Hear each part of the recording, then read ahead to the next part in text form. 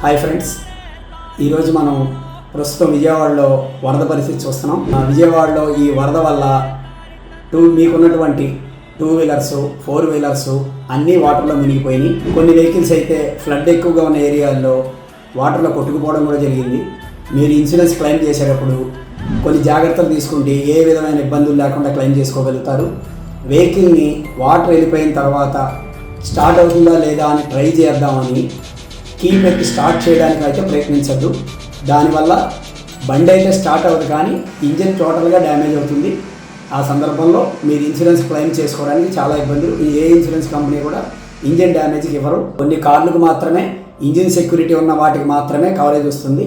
2 వీలర్స్కి అసలు engine security అనేది ఉండదు.